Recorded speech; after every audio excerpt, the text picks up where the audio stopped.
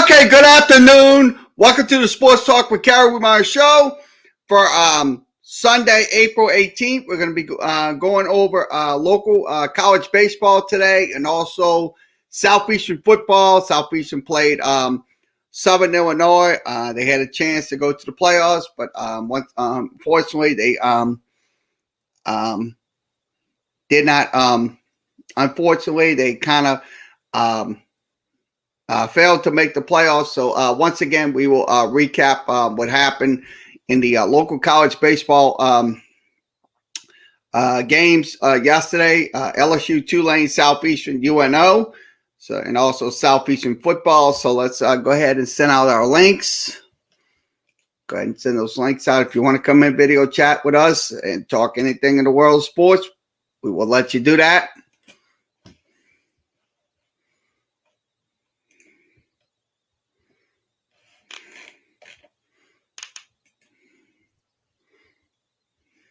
I'm going to pull up, we'll put the links in. Here we go. Okay, the links are posted in Facebook, YouTube, and Twitter. So let's go ahead and recap what happened yesterday in college baseball action. LSU, we'll start with the LSU Tigers. LSU played South Carolina.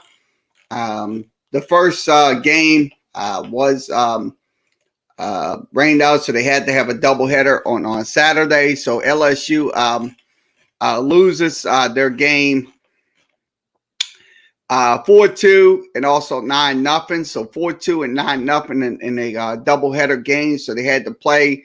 The Friday game was postponed. So that was in. So let's go ahead and give you a game recap on game one. South Carolina and LSU. Loses 4-2, so I'm going to go ahead and put that up on the screen. We'll give you the box score recap, so we'll go through every play. So let me do that. Let me put that in. So we'll switch this out, and we'll put the box score in.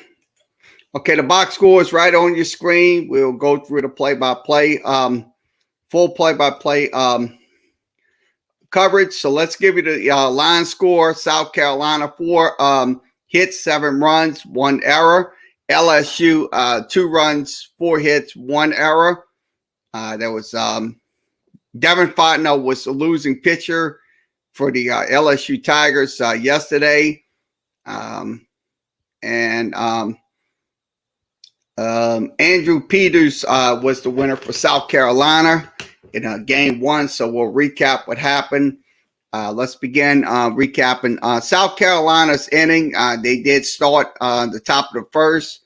They had only 1 hit. They left 2 men on base. That was on a single up the middle. So they started off their inning with a single up the middle. Now LSU in the bottom of the first did score 1 run. So that was 1 run. That was on a double to left field. Dugas did score, so that was in the bottom of the first. LSU went up 1-0 in the bottom of the first. Also, South Carolina had a hit. They just left 1 man on base. That was in the top of the second. Now we'll go to the bottom, over to the bottom of the second. LSU scores another run. That was on a sac fly by Zach Arnold. Thompson scored, made it 2-0. They left 2 men on base. After that, South Carolina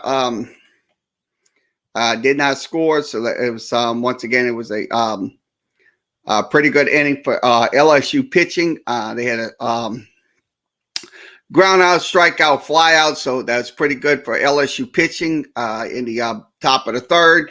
Now in the LSU did not score in the bottom of the third. They only left 1 man on base. It was a walk by Doherty. So Doherty had a walk. That was on a 3-2 pitch. That was in the bottom of the third. Then South Carolina, once again, did not score as well. They left 1 man on base.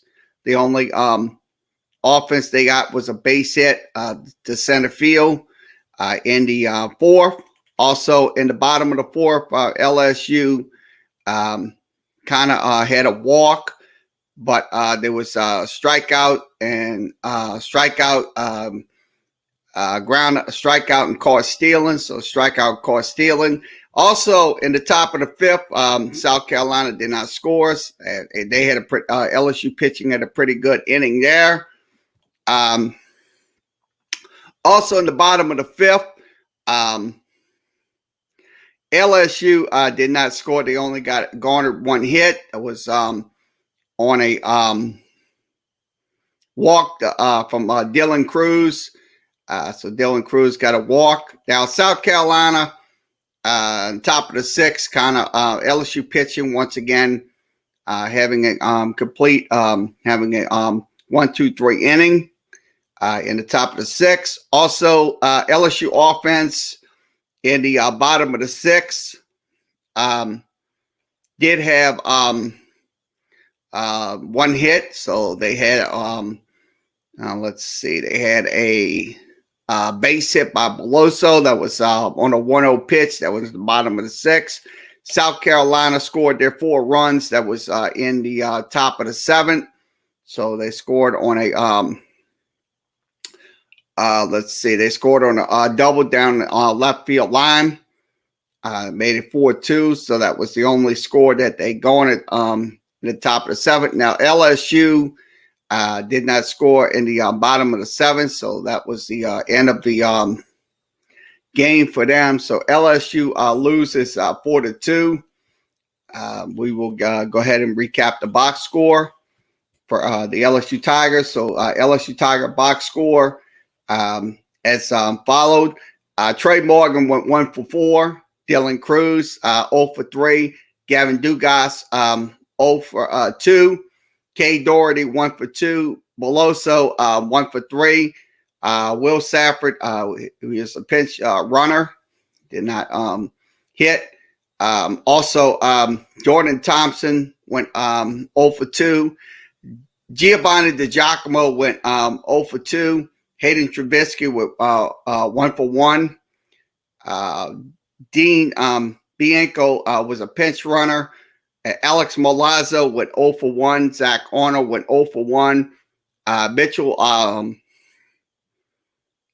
Sanford went 0 for 1. LSU left 6 men on base. They walked 6 times and struck out 9 times as a batting unit.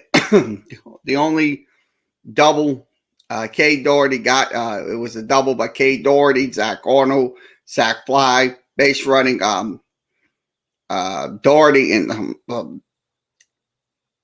Safford. Caught stealing was Alex Milazzo.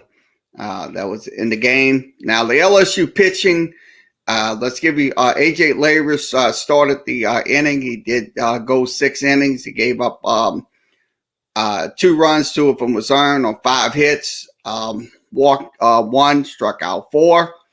Devin Fontenot went 0.2 of an inning, gave up 2 hits.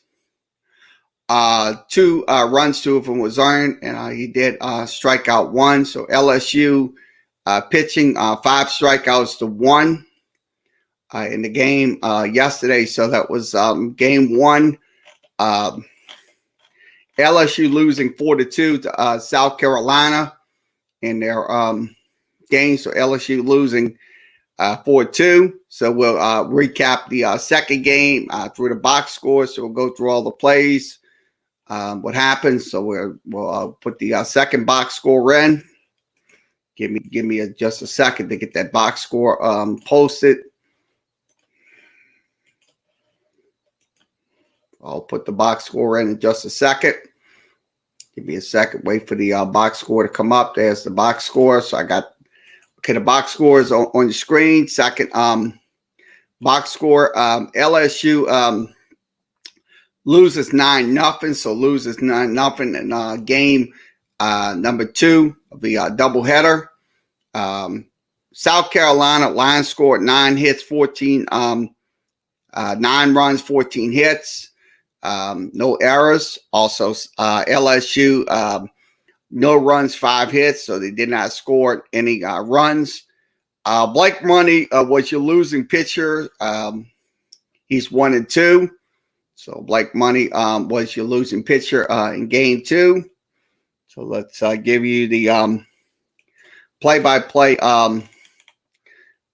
breakdown of LSU. And LSU, South Carolina scored 2 runs on 2 hits, 1 man left on base. They scored on a 2-run homer to start off the top of the first, so it was 2-0 South Carolina.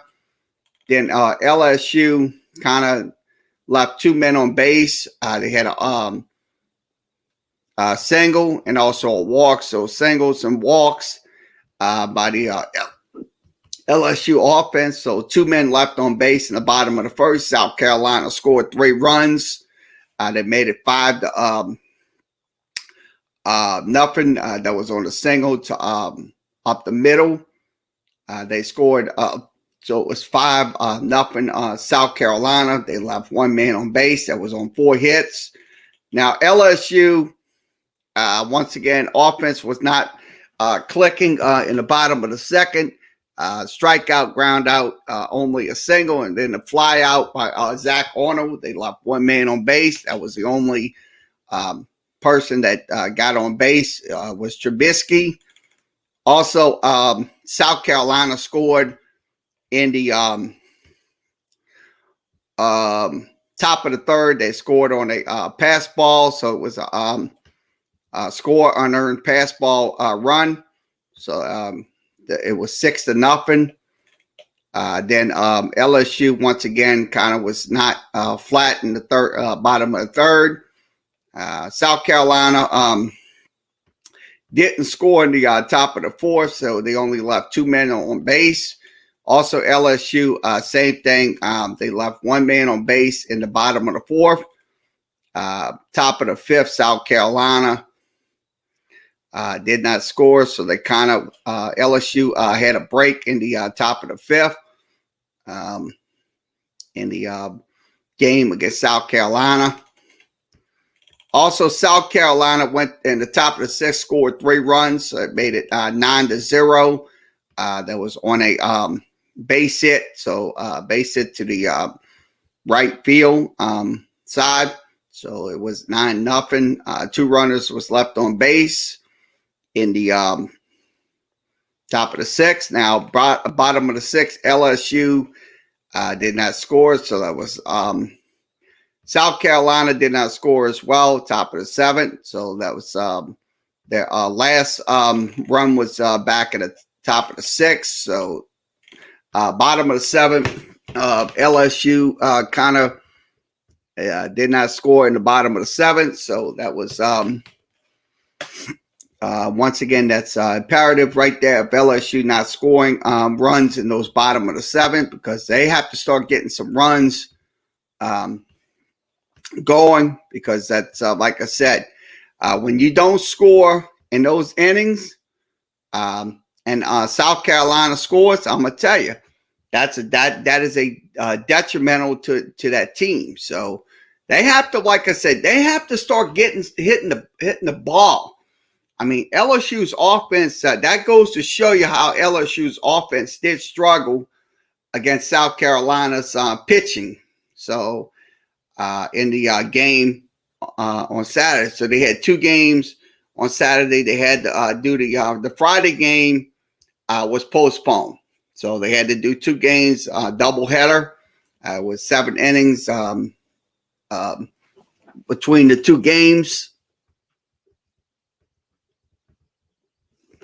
So let's give you the box score. South Carolina's hitters, they had some pretty good hitting on the South Carolina offense. LSU kind of did not hit the ball. They only garnered 5 hits.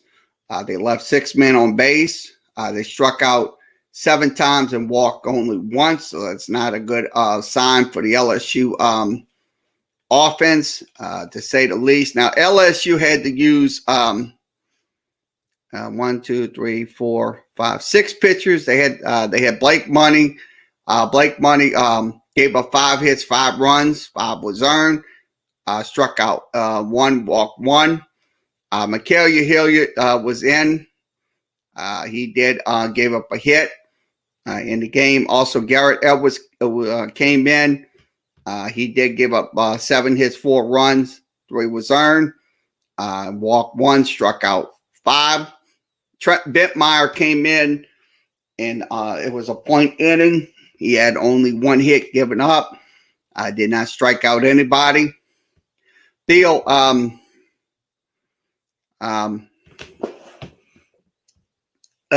Millers did come in. That was a 1.0 inning. He did not give up a hit run. So once again, LSU loses 4-2 and 9-0. So I'll be honest with you. Right now, this LSU team is definitely down in the tank right now. They're definitely down in and they're tanking right now. They got to get going before the SEC tournament begins next month, because these games, when it comes down to the weekend, it's very important for LSU. If they want to be in the SEC tournament hunt, or if they want to be a regional host. To me, I don't think LSU will be a regional host this year. I really don't think so, because look, LSU, they got to play those games. They got to play South Carolina. They got to play Tennessee and all those teams. They have to get those wins in the SEC. That's important for them to because RPI considerations.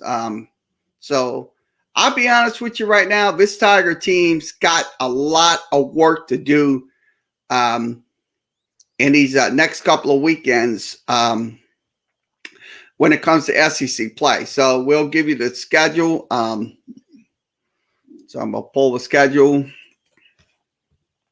Okay, LSU has Ole Miss Friday, Saturday, and Sunday. That'll be April 23rd through 25th. And also they'll take on Arkansas April 30th through May 2nd. So they're going to have a very tough schedule with Arkansas and Ole Miss. So they're going to have to win these next couple of weekends to get back to 500. So that's the biggest concern right there. It's the offense not getting those runs produced. I mean, look, the pitching right now is struggling. And I could say, sometimes the hitting is at will when it comes down to it. So I look at it this way. Look, this offense has got to get it going in the next couple of weekends with Ole Miss.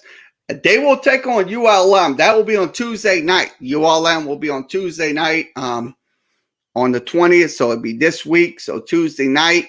And then we'll once again, we'll move along and we'll go over to the Tulane Green Wave. We'll recap what happened with the Tulane Green Wave baseball team. It looks like they swept the series against Wichita State. So we'll recap what happened.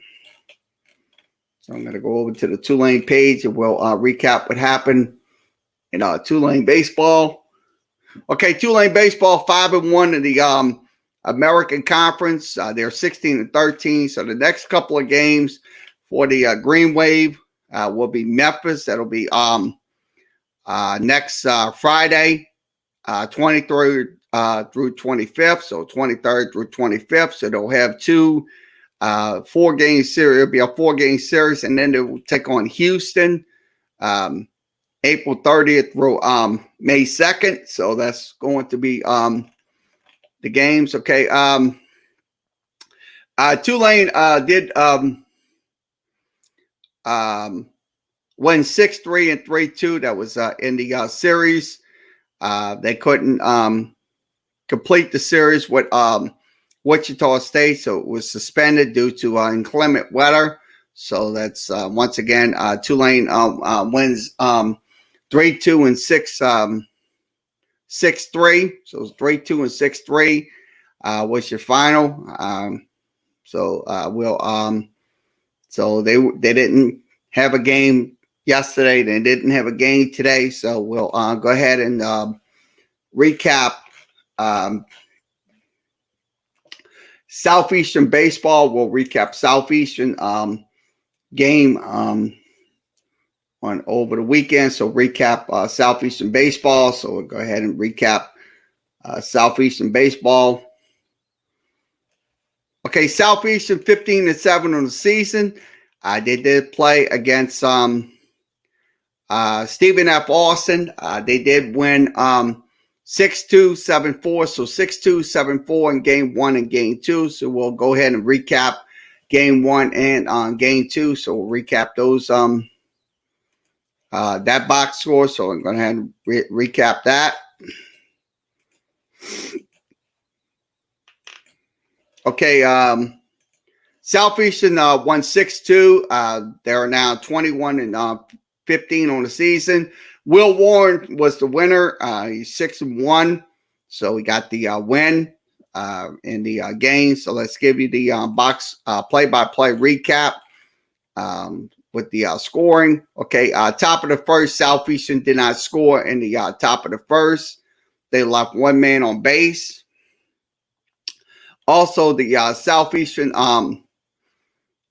pitching was a little was good, so they got the outs in the bottom of the first. And Southeastern once again did not have a good inning, so they left one man on base.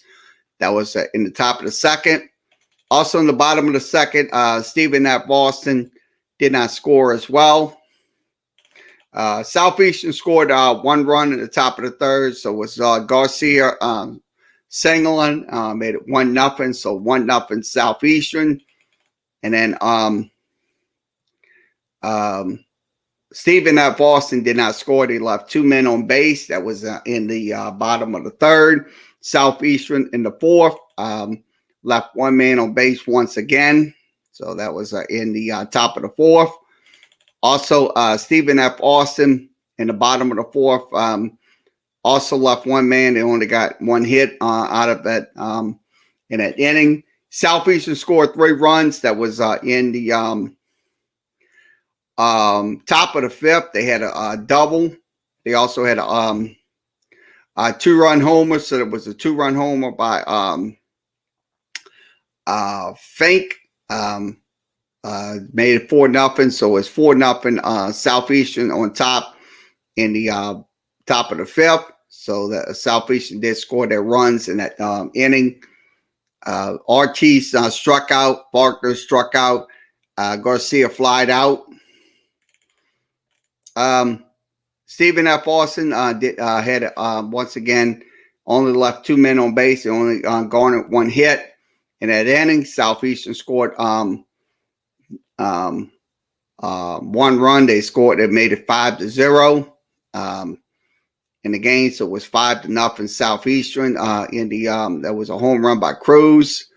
Made it 5-0. They left 2 men on base in the top of the sixth. Stephen F. Austin scored 1 in the bottom of the sixth. That was on a let's see. They did score on a ground out. So that was made it 5-1. And then Southeastern, top of the seventh, scored their 6th run. That was on an Ortiz single. Garcia scored, so it made it 6-1. Also in the bottom of the seventh, Stephen F. Austin did not score. They kind of had a pretty good inning for Southeastern pitching. Southeastern also did not score. They only garnered 1 hit. I left 1 man on base. Also, Stephen F. Austin scored on a sac fly. So it's a sac fly, made it 6-2, cut the lead down to about a 4-point advantage. Now, Southeastern at bats was not good in the top of the ninth, so they kind of did not. They had a strikeout, ground out, and strikeout. Also, Stephen F. Austin did not have a good bat. Southeastern pitching closed out that game with a fly out to center field, so that ended the game 6-1. What's your final? 6-1. Let's go ahead and go through the Southeastern box score. I'm going to go through the box score. Keller went 1 for 4. Fink went 1 for 4. Garcia went 2 for 4. Faulkner went 0 for 5. Ortiz went 1 for 3. So Champ Ortiz, the coach, son of Coach Ortiz, he's the athletic director, former baseball coach with Southeastern. Cruz had went 2 for 3. Ray went 0 for 4. Johnson went 1 for 4. And Grafali went 1 for Grafali. Yeah, I'm trying to say his name. Went 1 for 2. Now they left 6 men on base in the game. 6 men on base in the ball game. So 6 men left on base. They struck out 9 times and walked 6 times. So they kind of worked the counts when it came down to it for the Southeastern Lions. Okay, Southeastern pitching, 8 hits given up, 2 runs. 2 of them was earned. They only walked 2 batters and struck out 13, so pretty good inning for them, but they gave up only 8 hits. Will Warren gave up 4 hits. Flatteridge gave up 3. And also Hughes gave up 1. So Warren had 11 strikeouts in the game, so he did have a wild pitch in the game. Also Hughes also had a wild pitch in the game, so it was a wild pitch for Southeastern pitching. That's the only runs that they only gave up. That was on 8 hits. So game 1, Southeastern wins 6-2. So we'll give you game 2. Okay, we'll go over the game 2. Southeastern wins the game 7-4. So game 2, Southeastern. We'll recap Southeastern's.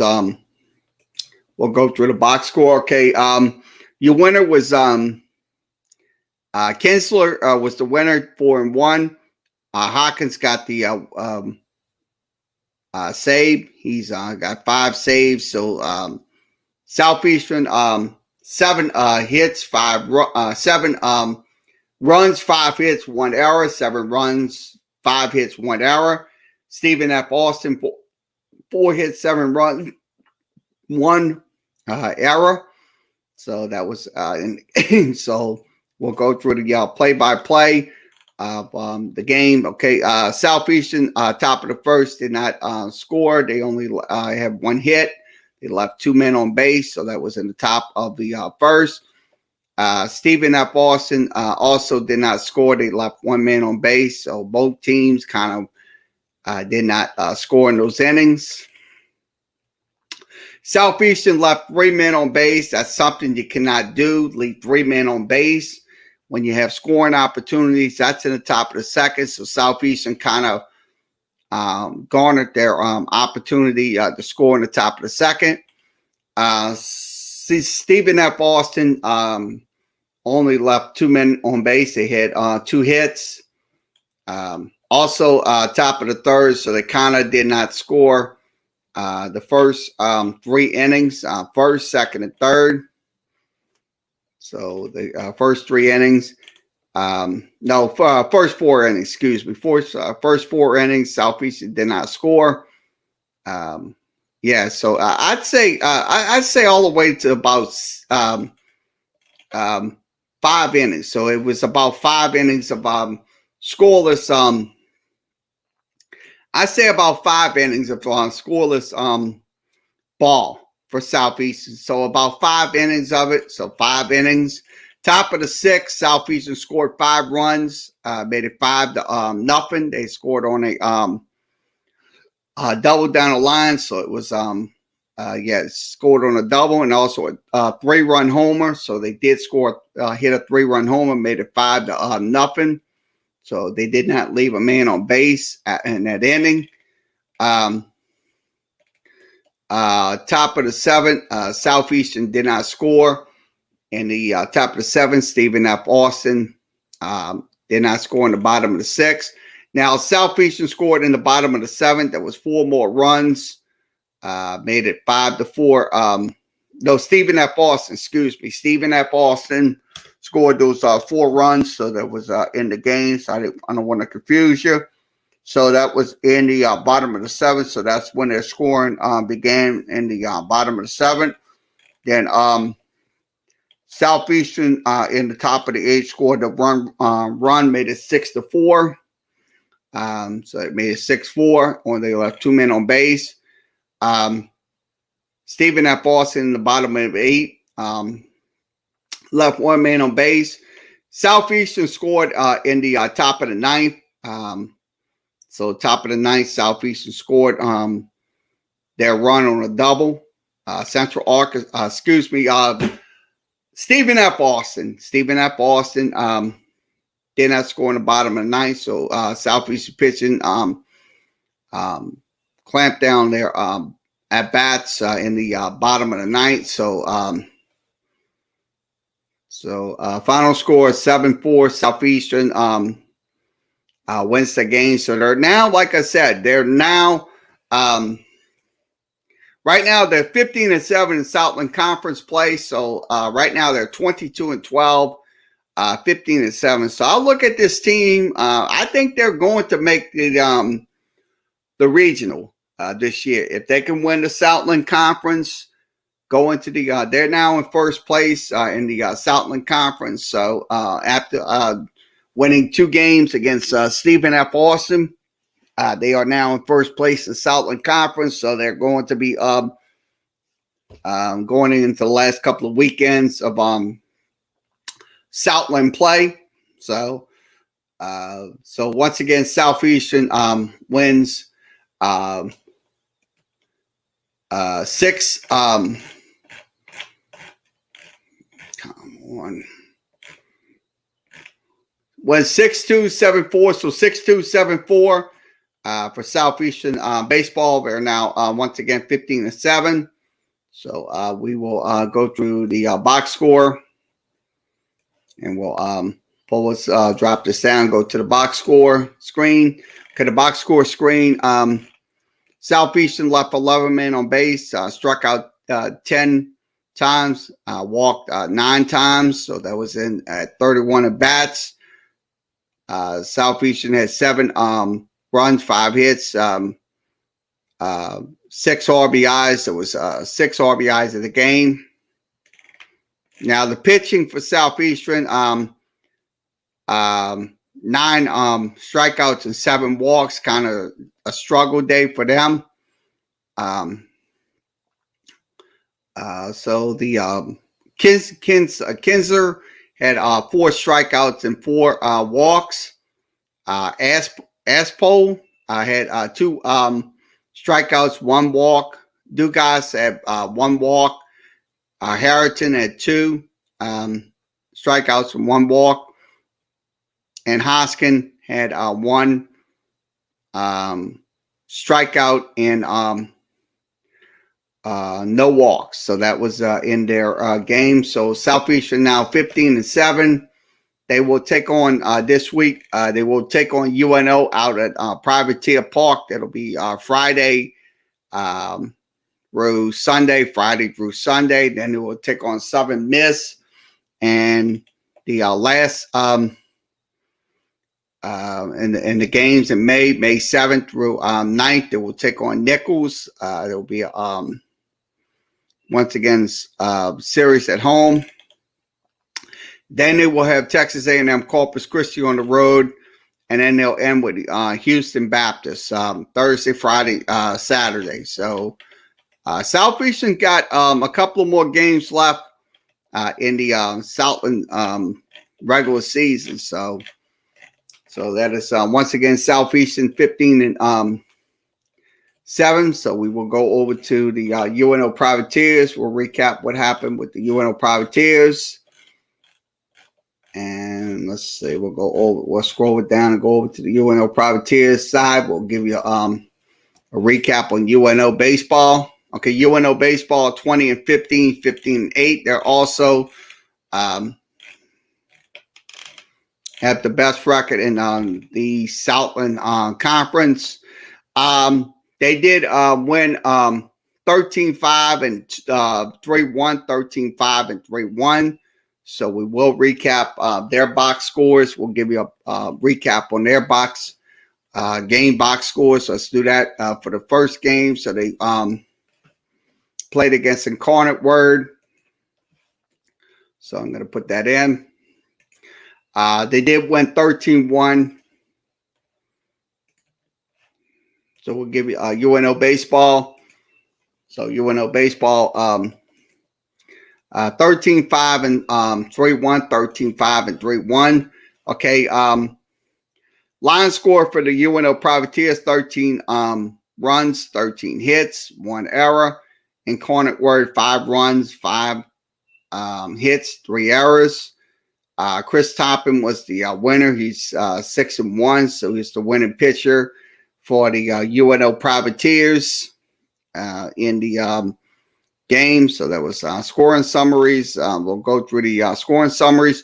Okay, UNO scored in the so we'll go over to the play-by-play. We'll go over to the third inning, and we'll give you those breakdowns. Okay, UNO scored 3 runs in the third inning. That was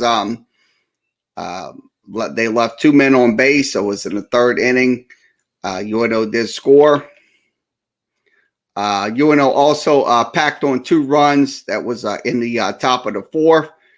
They left 1 man on base, so they did score 2 runs. It was 5-2. And then UNO scored in the top of the 6th. They scored 5 more runs. It was on 1 man left on base, 3 hits, 2 errors. So it was 2 errors in that top of the 6th for the UNO Privateers. So they did score in the top of the 6th. Also, UNO scored 3 more runs. That was in the top of the 7th inning. So they scored 13 runs. So they hit a 3-run homer. That was Luther Woolett's 3-1 homer. Gage Howard scored and first scored. So made it 13-4. And then Incarnate Word scored their 5th run. It was on a homer to right field. So that was in the bottom of the 7th. So UNO wins the game 13-5. So let's go ahead and recap the box score for the Privateers. The Privateers left 7 men on base. The batting doubles by Simnick and Salah Ize. Luther Woolett had a home run, so that was 1 in the game. Also, Paige Howard and Luther Woolett had a sac fly. Also, Fur, Gage Howard, Paige Howard, and Luther Woolett had a stolen base. So he had a stolen base, double, and a home run. So that was in the game. So Luther Woolett went 2 for 3. He had 4 RBIs.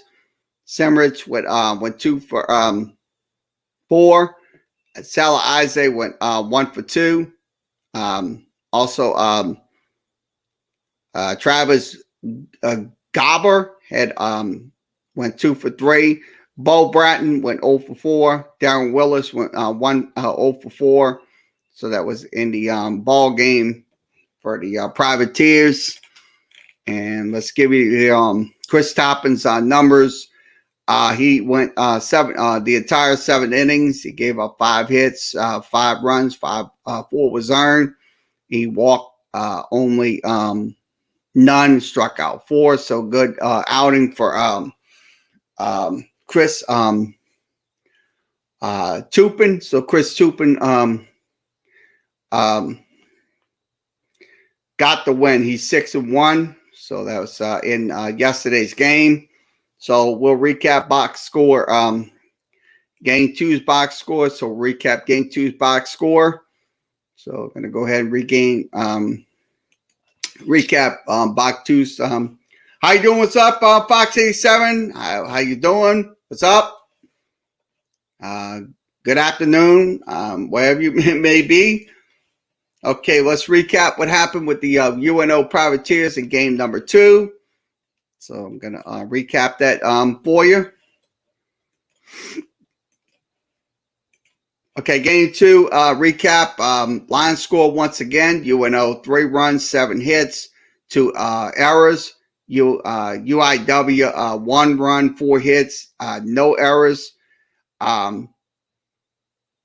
Brandon Mitchell got the win. Chris Selesky got the save for the for UNO. So we'll recap what happened. Okay, let's begin going over to the top of the third. UNO scored the 2 runs. 2 runs on 3 hits. 1 man left on base.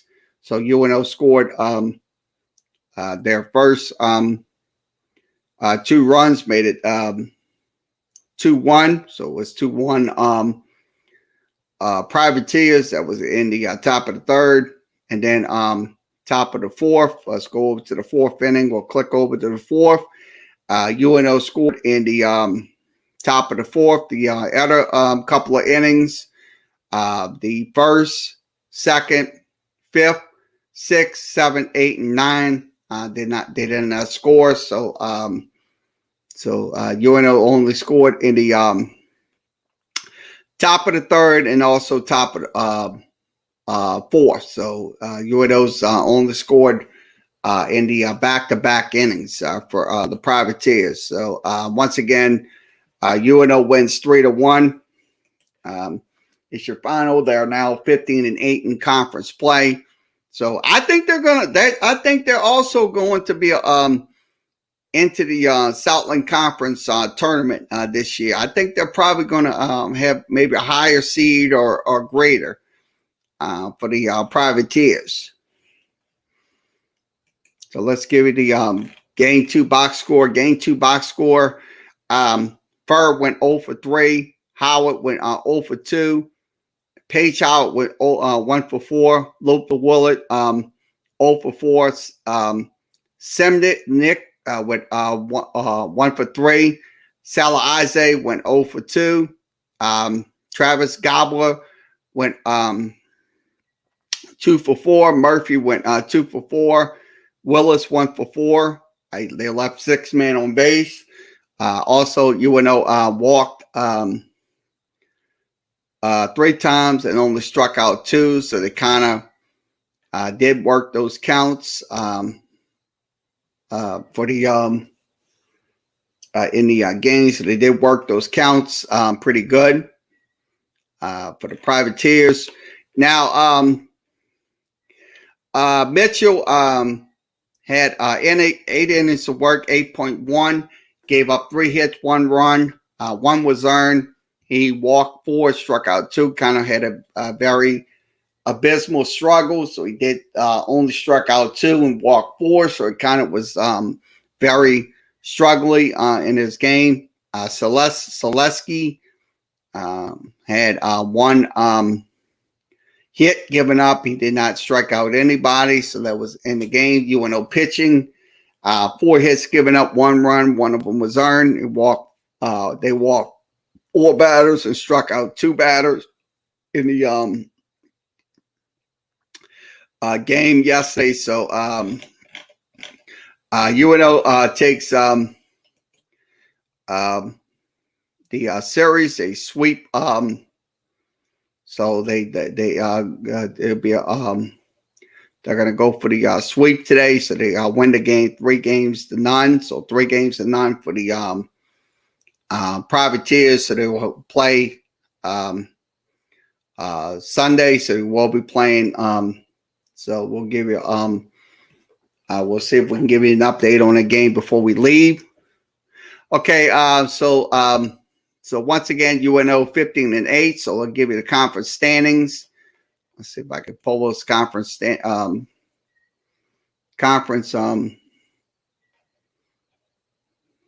let's see. I'm gonna pull up. I'm gonna see if we can get the Southland Conference standings for you, and we'll go ahead and give you those in just a second. So I'll go ahead and pull the Southland Conference standings up for you. Southland Conference baseball.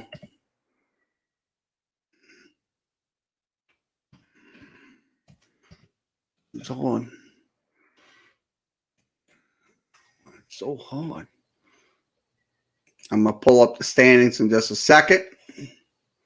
We'll go to the Southland Conference. I'll go ahead and drop these standings in. Okay, the Southland Conference standings. I'm going to go ahead and go through those Southland Conference standings. Southeastern and UNO both had the best records in the Southland Conference. UNO 15-8, Southeastern 15-7, Sam Houston's 13-9, McNeese is 12-9, Nichols is 10-8, Northwestern State 10-9, they're 16-17, Abilene Christian 10-10, 19-15, Stephen F. Austin 9-9, 12-18, Lamar 8-10, 16-12. So when it goes down to it, look, you're going to have once again you're going to have the two best teams right now, UNO and Southeastern. UNO Southeastern with their conference standings records, so pretty good conference standings when it comes down to it. So that's the standings going into the last couple of weekends of the 2021 baseball season.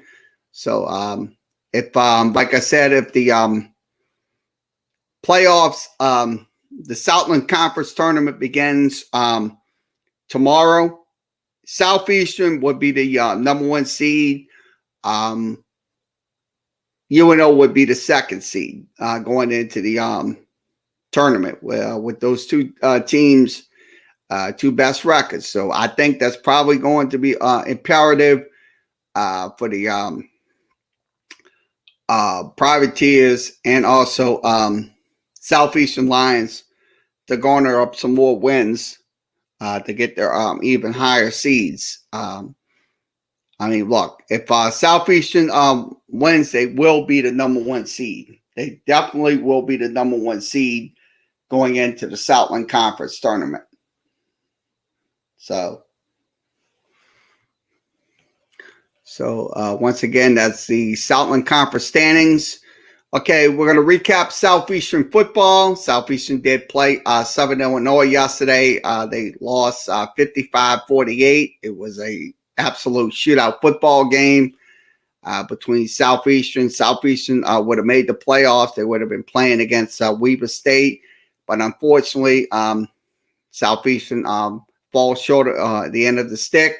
So let's go ahead and give you a football recap. Southeastern football loses 55-48. So I'm going to go ahead and give you that game recap on Southeastern football. Okay, Southeastern loses 55-48. Southeastern finished the season 4-3 and 4-2 in Southland Conference play. So what a year! It's a good year for Southeastern, but unfortunately, they will not be in the FCS playoffs when it comes down to it. So Southeastern will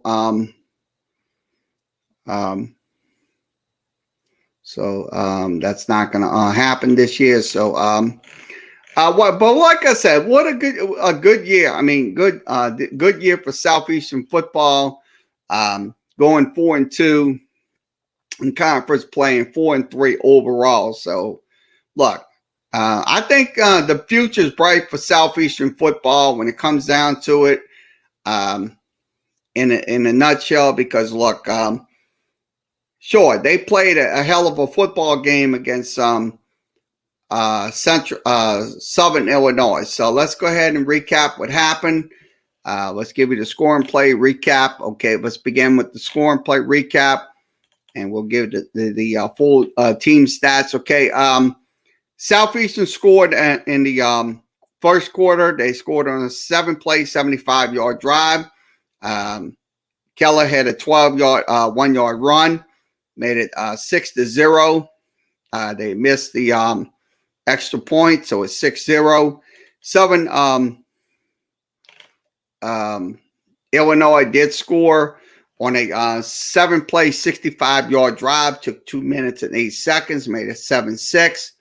Then Southern Illinois scored again at the 4:12 mark, made it 14-6. That was on 9 plays and 91 yards. 9 plays, 91 yards. Made it 14-6. Then Southeastern cut the lead to 14-13. That was on a 3-yard touchdown run by Kelly. That took 5 plays, 75 yards. So it was 13-14. And then Southern Illinois once again scored on a 9-play, 82-yard drive. It was a 1-yard touchdown run. So it made it 21-13. Southeastern cut the lead to 21-20 on an 8-play, 72-yard drive, 13-yard run by Kelly again. So it took 3 minutes and 34 seconds off the clock. 10:27 was the scoring play time. Southeastern, Southern Illinois scored on an 8-play, 75-yard drive. Took 3 minutes and 22 seconds. Made it 27-20. That was at the 7:05 mark when they scored. Also, Southeastern tied the game at 27 on a 9-play, 75-yard drive. Took 4 minutes and 12 seconds off the clock. 2:53 was the scoring play time. Ties the game at 27. 10 seconds remaining in the second quarter. They did score on a 11-play, 75-yard drive. That was Southern Illinois. Made it 34-27. So that was in the second quarter. Now in the third quarter, Southern Illinois scored on a 2-play, 75-yard drive, 47-yard touchdown pass from their quarterback. That was on 2 plays, 75 yards, made it 41-17. Then Southeastern cut the lead to 41-34 on a 4-play, 79-yard drive on a 2-yard touchdown run by Jones. Made it 41-34. Then Southeastern ties the game at 41 on a 11-yard touchdown run by Turner. That took 10 plays, 62 yards, made it 41-41. Southern Illinois went back on the lead, made it 48-41. That was on 4 plays, 75 yards. Took a minute 48 off the clock, 48-41. And then Southern Illinois did score. That was on a 7-play, 82-yard drive. Took 2 minutes and 11 seconds. It was 55-41. That was at the 7:53 mark. Now 5:08 remaining. Southeastern scored on a 15-yard touchdown pass from Kelly to Wilson. Took 8 plays, 75 yards. Also 2 minutes and 45 seconds. So that was in the game. Made it 55-48. So it was kind of a shootout football game. When you read the scoring plays and stuff like that, it was definitely shootout football between these two FCS schools. So I look at it this way. Look, Southeastern, look, they can score at will at any time of the during the game. I think they can put up points. So they can go up against the best in the FCS. So that's one thing about it. So they're going to be once again, they're going to be, once the fall begins, once their football season begins in the fall, I think Southeastern will be back competing for the playoffs as well. So final score, Southeastern loses in a shootout 55-48 was your final score. So 55-48, Southern Illinois wins their game. So they will advance to the FCS playoffs. They will take on Weber State. So once again, Southeastern had a very good season, finishing 4-3 and 4-2. So that was so let's give you the stats from the game. Southeastern had 541 yards. They definitely just was a offensive machine, scoring, putting up 541 yards. That was just a Southern Illinois. They definitely put up 807. So it's 807 in the game. So it's 807 yards. That was over. That was a record right there. 807 yards. That's amazing right there. When you put up 807 yards, you're just absolutely doing something right with your team. Passing the football, Southeastern put up 440. Southern Illinois put up 384 rushing yards. Southeastern had 101. Southern Illinois had 423, so that was just absolutely over 400 yards running for them. So they just definitely just put up those numbers. Penalty yards, Southeastern had 13 penalties. Southern Illinois also had 14 penalties. So both teams was absolutely just stagnant with their penalty. Now, first down, Southeastern had 34. Southern Illinois 36. Third down conversion. Southeastern went 7 for 10. Southern Illinois went 8 for 10. Fourth down conversion, Southeastern went 3 for 3. And Southern Illinois went for 1. So we'll break down the and also time of possession, Southeastern had the ball 32 minutes and 26 seconds. I mean, now, here's your question. When you have the ball for 32 minutes and 26 seconds, you should be able to score. You should be able to slow them down on defense and get your offense on the field so they can score. So that's the biggest concern when it comes down to it. So, look, they're going to have a lot to work on during the off season. So they're going to be really busy. They're going to, because I'm going to tell you, that's just, like I said, that's just essential. Let's give you the, team player stats. Okay. Kelly, had 2 touchdowns. He had 34 completions. I had 418 yards. He, had 418.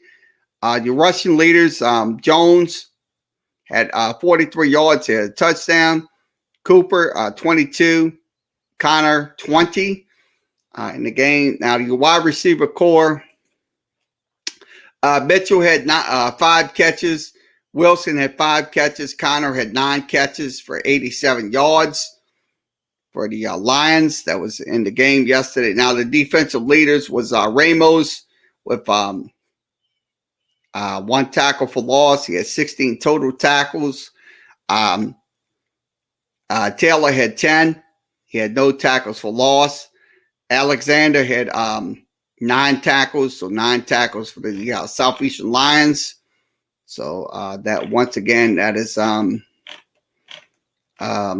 your recap. There was in Carbondale, Illinois. So that was way up in Illinois. So they had to go way up. And so final score 55-48 is your final. So we'll give you the NCAA FCS playoff. So I'm going to go ahead and give you those playoffs.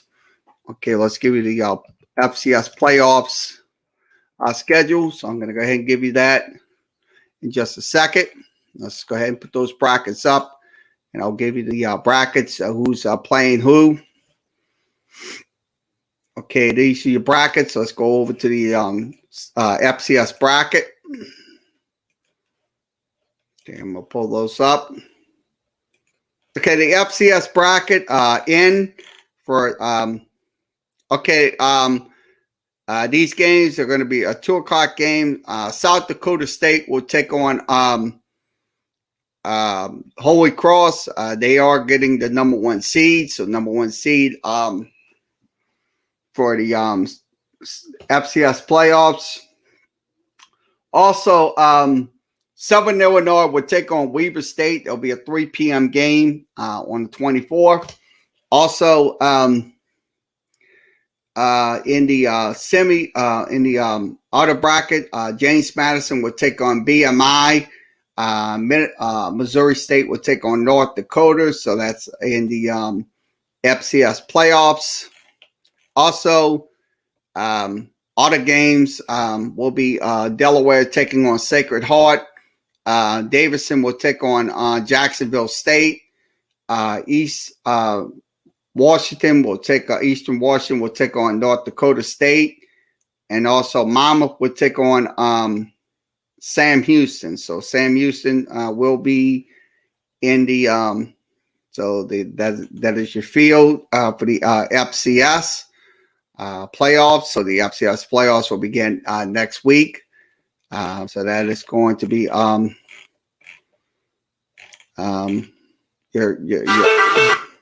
your FCS field. We'll switch that out. So these are your once again these are your conferences that's going to be in there. Weber State, Monmouth went 3-0. The Colonial Delaware, they went 5-0. They had 22 wins and 15 losses back in 2018. South Dakota State went 5-1. Sacred Heart went 3-1. Jacksonville State went 9-2. Patriot League Holy Cross went 3-0. Davidson went 4-2. Southern Conference BMI went 6-1, and Sam Houston went 6-0. So that was in their playoffs. So that is for the FCS playoffs. So let's go ahead and wrap this up for today. We'll wrap it up. Okay. Once again, thanks for joining us for this edition of Sports Talk with Kerry Wehmeyer Show. We'll be back tomorrow. For Sports Talk. So we will be here. Hopefully you can join us. And Tuesday night, we'll have Pelicans in Brooklyn. We'll give you an update. Let me go ahead and give you a quick update on the Pelicans game before we leave. Today's so I'll give you an update on that, a quick update on Pelicans and the New York Knicks. So your score at halftime is 57-44. So Pelicans are trailing 57-44 at halftime. That once again is out in New York. So they will play Brooklyn. That'll be on Tuesday. We'll have the game for you for that one. So let's give you the stats from this game. Okay, the box score right now, Zion Williamson has 14. Ingram has 7. Adams has 8. Ball has 0. Bledsoe has 2. Johnson has 2. Nunley has 2.